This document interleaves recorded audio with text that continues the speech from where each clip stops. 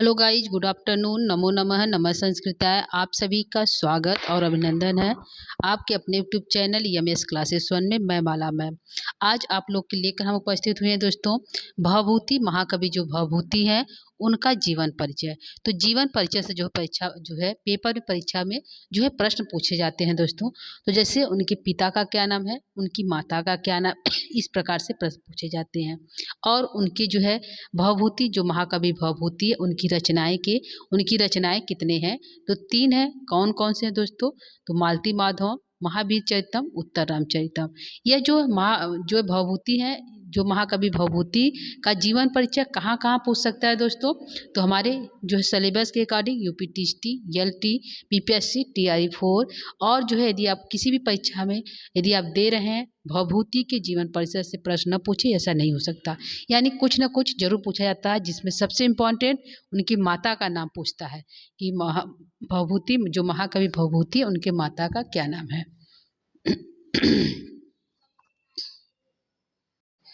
तो चलते हैं, स्टार्ट करते हैं इनका सामान्य परिचय।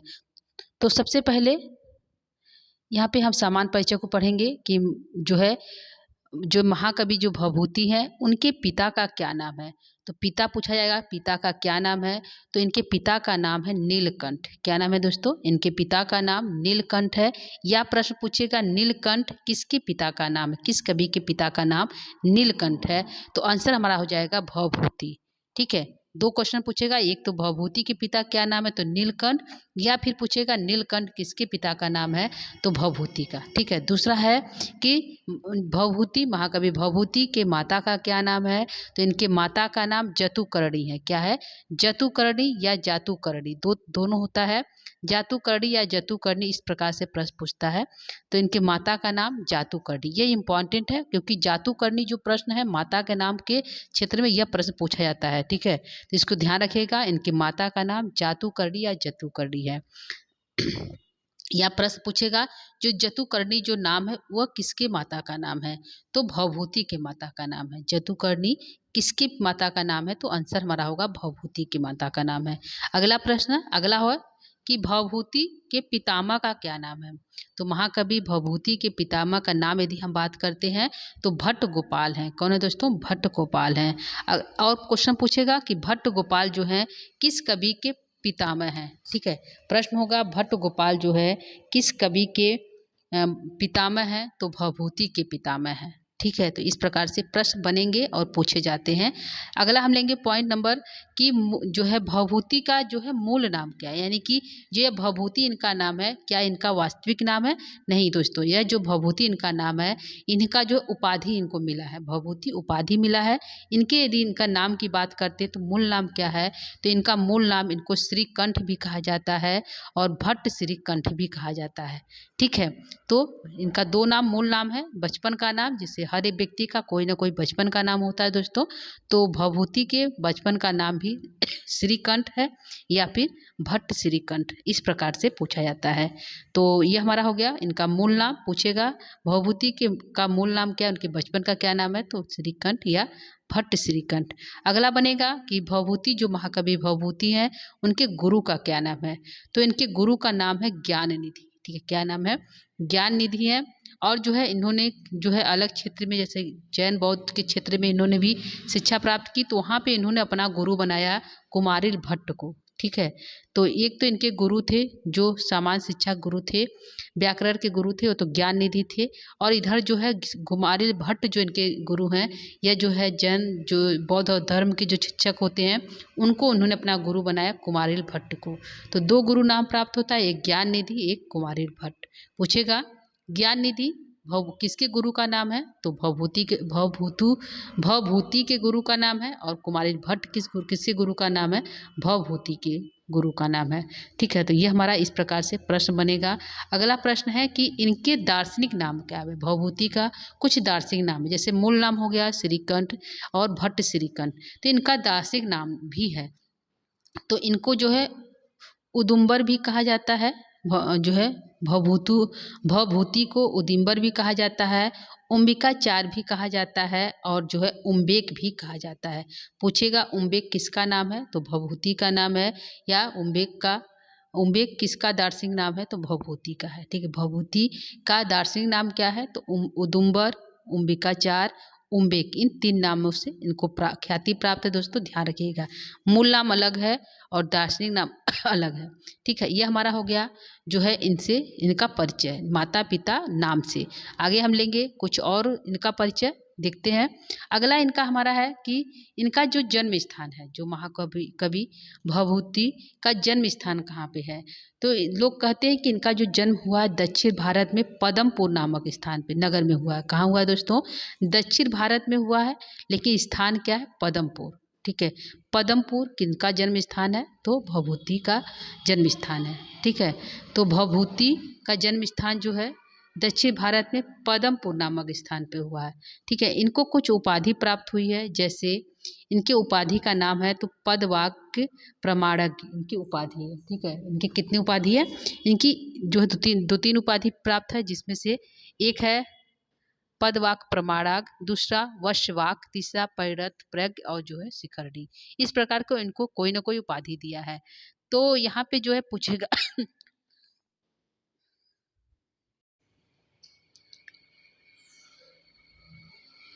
ठीक है, यहाँ पे जैसे पूछेगा कि पदवाक प्रमाणज्ञ किसकी उपाधि है? तो भवभूति की उपाधि। किसकी है दोस्तों? भवभूति की उपाधि। पदवाक प्रमाणज्ञ, प्रमाणज्ञ जो कहकर जो है भवभूति को संबोधित किया जाता है। ठीक है, अगला है पद जो है, इसमें पद वाक्य प्रमाणज्ञ है। तो पद शब्द से किसका बोध हो रहा है? तो पद से व्याकरण का बोध हो रहा है। वाक्य से किसका बोध हो रहा है? तो मीमांसा का बोध हो रहा है। और जो प्रमाणज्ञ से किसका बोध हो रहा है? तो न्याय का बोध हो रहा है। तो व्याकरण, मीमांसा और न्याय की ये जो कवि माने जाते हैं महाकवि भवभूति। ठीक है, तो पद वाक्य प्रमाणज्ञ के की उपाधि प्राप्त हुई है। तो भवभूति को पद का अर्थ होता है व्याकरण, वाक का अर्थ होता है मीमांसा और प्रमाण का अर्थ होता है न्याय। व्याकरण और मीमांसा और न्याय की यह जो है विद्वान थे महाकवि भवभूति। ठीक है, तो यह हमारा हो गया उपाधि से। आगे हम चलेंगे, इनकी और उपाधि है, जैसे कि नीचे है इनको कहा जाता है वशवाक। ठीक है, जिन्होंने अपनी बाड़ी को वश में कर लिया है, ऐसा भी उपाधि इनको प्राप्त है। तो पूछेगा वशवाक उपाधि किसको प्राप्त है? तो आंसर हमारा हो जाएगा कि वशवाक जो उपाधि प्राप्त है वह भवभूति को प्राप्त है। ठीक है, तीसरा उपाधि है परिरथ प्रज्ञ। जो है परिरथ प्रज्ञ किसको कहा जाता है? तो यह भी उपाधि जो है भवभूति को प्राप्त है। ठीक है, तीसरी उपाधि है शिखरडी। शिखरडी कवि किसको कहा जाता है? तो शिखरडी कवि जो है यह भी उपाधि जो है भवभूति को प्राप्त है। ठीक है, तो इनको कई उपाधि प्राप्त है दोस्तों। पहला हो गया पदवाक प्रमाणज्ञ, और दूसरा है वशवाक्य, तीसरा है परिरथ प्रज्ञ और तीसरा है शिखरडी कवि। तो इस प्रकार से इनको कहा जाता है। तो इसके इसके 3 भाग कर दिए गए हैं। पूछेगा पदवाक प्रमाणज्ञ में जो पद है इसका क्या अर्थ हुआ? तो व्याकरण अर्थ होता है। वाक्य है उसका क्या अर्थ हुआ? तो मीमांसा अर्थ होता है। प्रमाण उसका क्या अर्थ हुआ? तो न्याय अर्थ होता है। यह तीनों का अलग अलग अर्थ है। पद यानी व्याकरण के ज्ञाता है, मीमांसा के ज्ञाता है, प्लस न्याय के ज्ञाता, तीनों के ज्ञाता जो है महाकवि भवभूति हैं। ठीक है, तो यह हमारा हो गया इनकी उपाधि से। ठीक है, आगे हम बढ़ेंगे कुछ और जानकारी। ठीक है, इनका है कि जो भवभूति हैं इनके वंश का क्या नाम है? किस वंश के यह थे? तो यह जो काश्यप वंश के थे। ठीक है, पूछेगा इनका वंश क्या है, भवभूति का वंश क्या है या फिर गोत्र क्या है? तो आंसर हमारा हो जाएगा कि यह काश्यप वंश के हैं। ठीक है, और जो है अगला है कि यह जो है महाकवि जो भवभूति है यह किस किस राजा के आश्रित कवि हैं, आश्रयदाता है, किस राजा के राज्य में यह निवास करते थे? तो कानकुंज नरेश यशो वर्मा है, वहाँ पे जो है आश्रयदाता थे। कौन? महाकवि भवभूति। ठीक है, तो यह हो गया आश्रयदाता कहाँ थे? तो कानकुंज नरेश यशो वर्मा के आश्रयदाता थे। अगला है इनकी जाति क्या है, यह जो है किस जाति के थे? तो कहा जाता है कि इनके जो वंश के थे यह कृष्ण यजुर्वेद, यहाँ के इनके जो वंश थे वह यजुर्वेद को 2 भागों में बांटा गया है, शुक्ल यजुर्वेद, कृष्ण यजुर्वेद। तो कृष्ण यजुर्वेद की 33 शाखा पाठी के ब्राह्मण थे। कौन? इनकी जाति, मतलब कहा जाता है कि इनको जो जाति प्राप्त है तो यह जो है ब्राह्मण जाति के। किस जाति के? ब्राह्मण जाति के हैं। तो आधार क्या माना गया कि यह कृष्ण यजुर्वेद की 33 शाखा का पाठ करते थे, इसीलिए ये जो है ब्राह्मण थे। तो इनकी जाति यदि पूछा तो ब्राह्मण होगा। ठीक है, इनका समय देखते हैं दोस्तों समय क्या है। तो समय कहा जाता है कि इनका जो समय है 650 ईस्वी से 750 के बीच माना जाता है, यानी कि 7वीं शताब्दी का उत्तरार्ध माना जाता है। ठीक है, क्योंकि 650 ईस्वी से 750 ईस्वी के बीच इनका जन्म है, तो कहा जाता है कि 7वीं शताब्दी का उत्तरार्ध इनका समय है। ठीक है,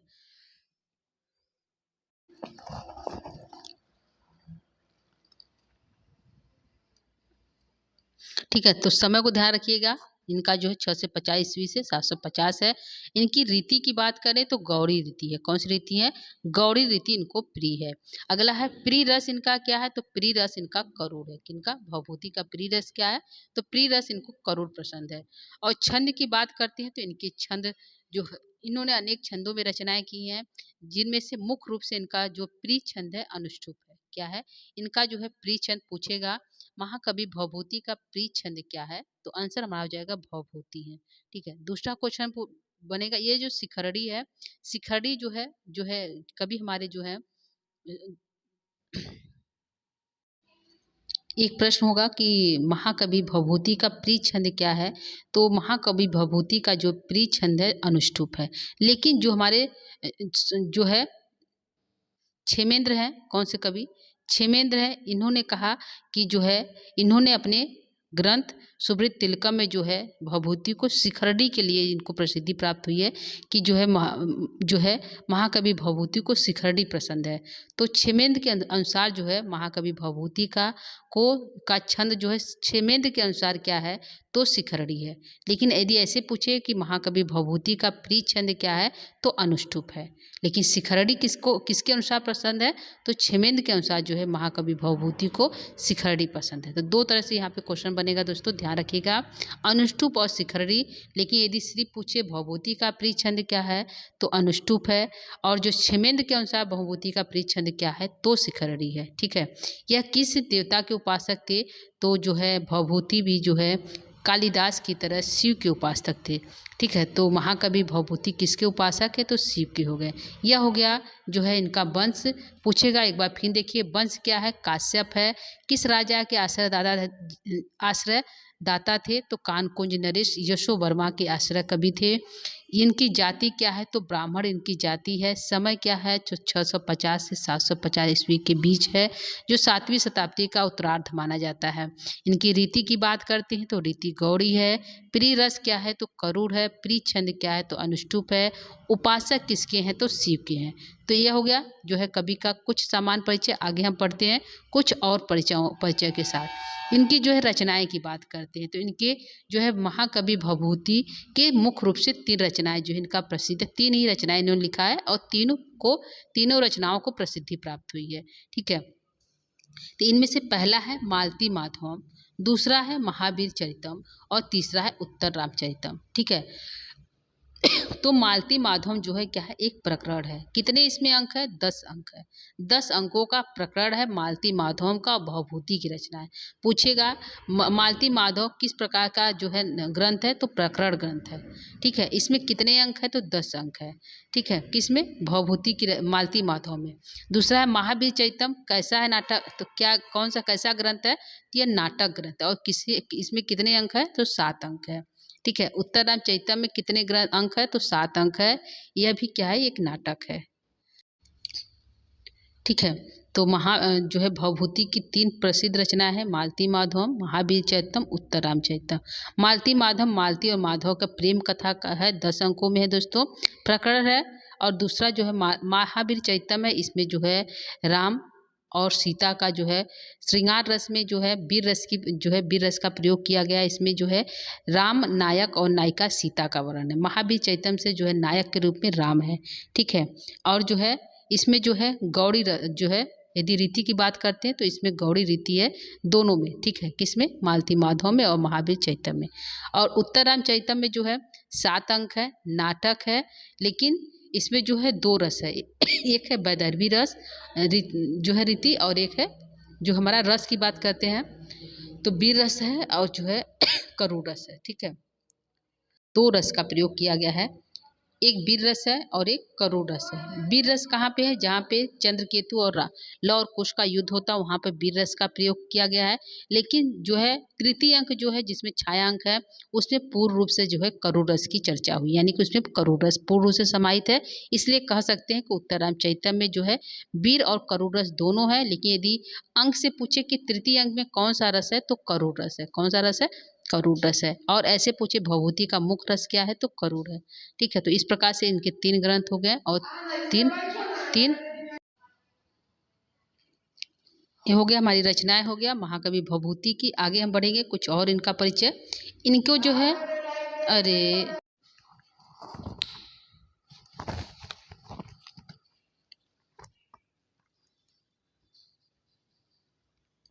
आगे हमारा है यहाँ पे भभूति का जो है, इनको कुछ जो है, जैसे कि इनको जो है परिणत प्रज्ञ जो उपाधि प्राप्त हुई, उस किस ग्रंथ के आधार प्राप्त हुई है, तो जो है परिणत जो प्रज्ञ उपाधि है, यह उत्तर रामचरितम को में भभूति को अपने जो है अपने आप को परिणत प्रज्ञ किया। यानी कि यहाँ पे जो है परिणत प्रज्ञ और जो है वश वाक्य, जो ये 2 उपाधि है, यहाँ पे जो है भभूति ने स्वयं से ही कहा है।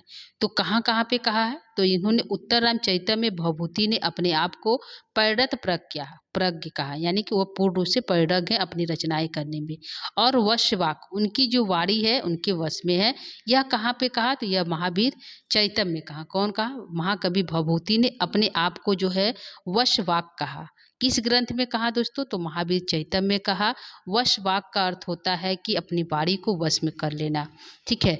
और जो यहाँ पे परिणत प्रज्ञ कहा, तो परिणत प्रज्ञ क्या? यानी कि वह पूर्ण से परिपूर्ण हो गए हैं। ठीक है।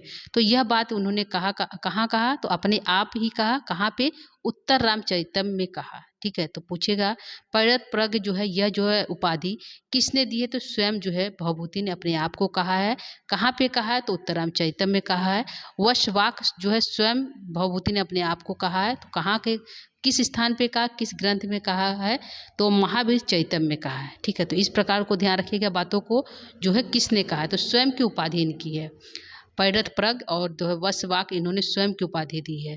ठीक है। और है भवभूति के नाटकों में अभिधा वृत्त मुख्य है। इनकी जो रचनाएं हैं, इनके नाटक में जो है अभिधा वृत्त मुख्य है। मुख्य रूप से अभिधा का प्रयोग किया गया है। भवभूति की कृतियों में ओज गुण अधिक है। कौन सा गुण है? ये हमारा हो गया उत्तर रामचरितम के स्वयं के द्वारा दिया गया भभूति का उपाधि हो गया। 2 है, एक के परिणत प्रज्ञ है और जो है एक वश वाक्य है। यह दोनों एक उत्तर रामचरितम में दिया गया, एक महावीर चैतन्य में, और जो है स्वयं भभूति के द्वारा दिया गया है। और अगला है यहाँ पे है कि भभूति की जो कृतियों में है ओज गुण की अधिकता है। किसकी है? ओज गुण अधिक है, यानी वीर रस की प्रधानता यहाँ पे इनके ग्रंथों में दिखाई। ओज गुण हो गया, यानी वीर रस जहाँ पे होता है वहाँ पे गुण हमारा ओज हो जाता है। ठीक है। आगे हम बढ़ेंगे, जो है यहाँ पे कुछ और है इनकी बातें कि क्षेमेंद्र की जो है भभूति ने क्षेमेंद्र ने भभूति को सुब्रत तिलकम में क्या कहा? तो यह ग्रंथ जो है सुब्रत तिलकम, यह किसकी है? तो क्षेमेंद्र की है। उन्होंने जो है सुब्रत तिलकम में भभूति के बारे में लिखा है कि भभूति के शिखरणी की प्रशंसा से में उसे निर्गल तरंगड़ी कहा। यानी कि क्षेमेंद्र जो है पूछेगा भभूति के शिखरणी की प्रशंसा किसने की है? तो क्षेमेंद्र ने की है। कहाँ पे की है? अपने किस ग्रंथ में की है? तो सुब्रत तिलकम में की है। ठीक है, ध्यान रखिएगा। क्षेमेंद्र ने भभूति के शिखरणी की प्रशंसा कहाँ पे की है? तो सुब्रत तिलकम में की है। सुब्रत तिलकम किसके ग्रंथ का नाम है? तो क्षेमेंद्र के ग्रंथ का नाम है। उन्होंने क्या कहा प्रशंसा में? उन्होंने क्या कहा? तो निर्गल तरंगड़ी कहा। क्या कहा दोस्तों? भभूति को निर्गल तरंगड़ी कहा गया है क्षेमेंद्र के द्वारा सुब्रत तिलकम में। ठीक है। यहाँ पे है कि भभूति शिखरणी निर्गलित तरंगड़ी रुचिरा घन संदर्भ या मयूरी नृत्य। यानी कि उन्होंने कहा कि जो शिखरणी है, कि शिखरणी किसको कहा जाता है? तो मोर को कहा जाता है। ठीक है। तो भभूति ने कहा जो शिखरणी है निर्गल तरंगड़ी है। जिस प्रकार बादल के संदर्भ में बादल छा जाता है, तो मयूरी के समान जिस प्रकार बादल के छा जाने पर मयूरी नृत्य करती है, उसी प्रकार जो है महाकवि भभूति की जो शिखरणी है वह जो मयूरी की समान है। यदि जिस प्रकार मयूरी नृत्य करती है तो वो बहुत निर्गल तरंगिणी होती, बहुत अच्छी लगती है।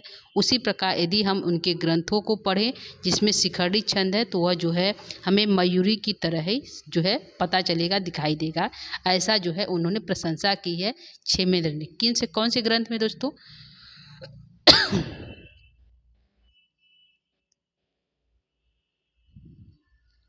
ठीक है, कौन सा ग्रंथ है? तो यहाँ पे ग्रंथ हमारा है जो है कि सुब्रत तिलकम। ठीक है, यह हो गया हमारा जो है।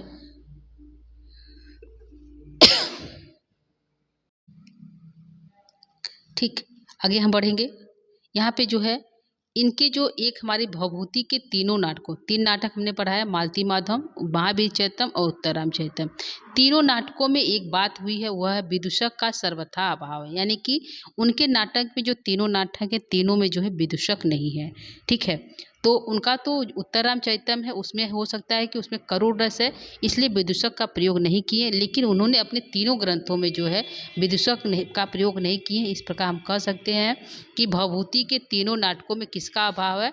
तो विदूषक का अभाव है। ठीक है, यह हमारा हो गया जो है भवभूति के तीनों नाटकों में विदूषक का अभाव। यहाँ पे जो है इनके अन्य कवियों द्वारा हम प्रदत्त कुछ उपाधि को देखते हैं दोस्तों। उपाधि क्या है? तो यहाँ पे जो शिखरणी कवि किसने कहा? तो क्षेमेंद्र के द्वारा कहा गया। किसके द्वारा पूछेगा? अभी हम पढ़ के आए हैं। शिखरणी कवि जो है उन्होंने कहा, किसने कहा? क्षेमेंद्र ने कहा। वक्रोक्ति कवि किसने कहा? तो कुंतक ने कहा। किसको कहा? जो है भवभूति को। अगला है कि काव्य मार्ग का सार्थवाह किसने कहा? तो सोढल ने द्वारा कहा गया। किसके द्वारा दोस्तों? सोढल के द्वारा जो है काव्य मार्ग का सार्थवाह कहा जाता है। अगला है वाल्मीकि का अवतार किसने कहा? महाकवि भवभूति को। तो राजशेखर ने जो है वाल्मीकि का अवतार कहा। किसको? भवभूति को। अगला है भवभूति की वाणी, यह किसने कहा? तो यह उपाधि जो है गोवर्धनाचार्य द्वारा प्राप्त हुआ है। तो यहाँ पे 5 उपाधि हम लेकर उपस्थित हुए हैं। एक हमारा है, फिर से देखते हैं। एक है शिखरणी कवि किसने कहा? क्षेमेंद्र के द्वारा कहा गया है। वक्रोक्ति कवि किसने कहा? तो कुंतक के द्वारा कहा गया है। काव्य मार्ग सार्थवाह किसने कहा? भवभूति को। तो सोढल ने कहा। और जो है भवभूति को वाल्मीकि का अवतार किसने कहा? तो राजशेखर ने कहा। भवभूति को की वाणी जो है किसने कहा? तो गोवर्धनाचार्य ने कहा। यह जो है उपाधियां है जो अन्य कवियों के द्वारा दी गया है। तो यहाँ पे दोस्तों हमने जो है आज के क्लास में जो है भवभूति का सामान्य परिचय लेकर उपस्थित हुए थे दोस्तों, जो सभी परीक्षाओं के लिए अत्यंत आवश्यक है और इम्पॉर्टेंट है। तो आप इसको ध्यान दे दीजिएगा। और जो है यहाँ पे जो है इनका जो है पद वाक्य प्रमाग, इनका जो उपाधि है इसको भी आप देखिएगा कि इन्होंने स्वयं से भी कई उपाधि दी है और जो है अन्य कवियों के द्वारा भी उपाधि प्राप्त हुआ है। तो दोस्तों आज के क्लास को हम यहीं पे समाप्त करेंगे। और जो है कल जो है जो उत्तर रामचरितम हमारी जो ग्रंथ में जो हमें तृतीय अंक में पढ़ना है उत्तर रामचरितम, उसका सामान्य परिचय हम लेकर जो है उपस्थित होंगे। तब तक के लिए जो है क्लास को यहीं पे हम समाप्त करेंगे।